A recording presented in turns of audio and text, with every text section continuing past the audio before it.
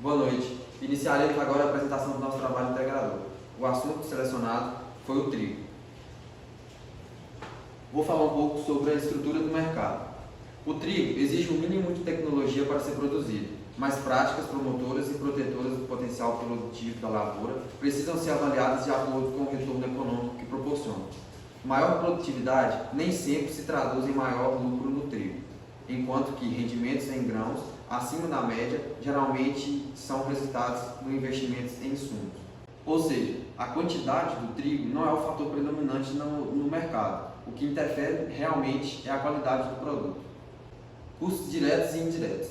Os custos indiretos não se identificam diretamente com a produção. São custos que fazem parte da estrutura da empresa, sendo necessário fazer rateios. Os custos diretos estão diretamente relacionados com o volume de produção. Quanto maior o seu volume, maiores serão os custos variáveis totais. Na produção agrícola, são aqueles que variam em proporção direta com o volume de produção ou área de plantio. Agora eu vou falar um pouco sobre a análise de mercado. O cenário de alta nos preços dos insumos exige planejamento para reduzir os custos da lavoura no inverno, mas sem comprometer o potencial produtivo. Nos últimos 2 anos, a escala dos preços dos insumos acompanhou a cotação dos grãos no mercado internacional. No trigo, os principais custos de produção estão nos insumos fertilidades, defensivos e sementes, e operação à lavoura, combustíveis, tratos, culturais e transporte.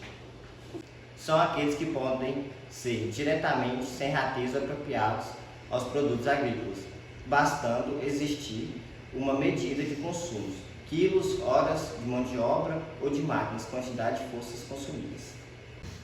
Agora eu vou falar sobre custos fixos e variáveis.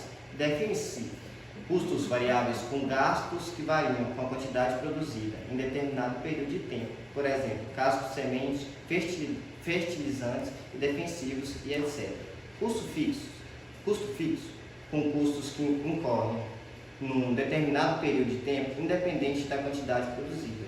Decorre do uso de capitais fixos, da propriedade, além de impostos, mão de obra permanente, entre outros.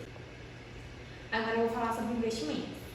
O trigo é uma commodity, ou seja, um produto negociado mundialmente que possui características padronizadas e que pode ser negociado na bolsa de valores.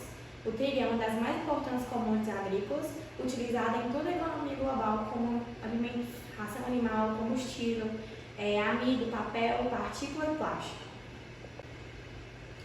Seu preço depende da oferta e da demanda por trigo nos diversos países do mundo. A oferta pode ser impactada por questões climáticas, ambientais, decisões políticas e até mesmo por conflitos armados como guerra, crises ou qualquer evento que possa prejudicar a produção ou a exportação do trigo.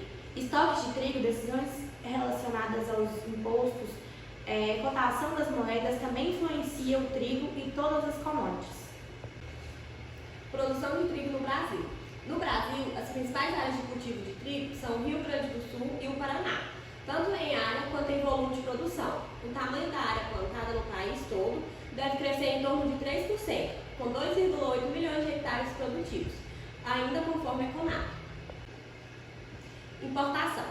A maior parte do trigo importado para o Brasil vem da Argentina, principalmente devido à melhor qualidade dos grãos produzidos. Eles são mais adequados para a fabricação de pães. Isso acontece porque o Brasil, com toda a sua extensão agrícola, não consegue produzir trigo para suprir a demanda interna. Essa incapacidade é devido a 2 principais fatores: produção nacional e a qualidade industrial para a panificação. Nosso trabalho foi esse. Obrigada e boa noite.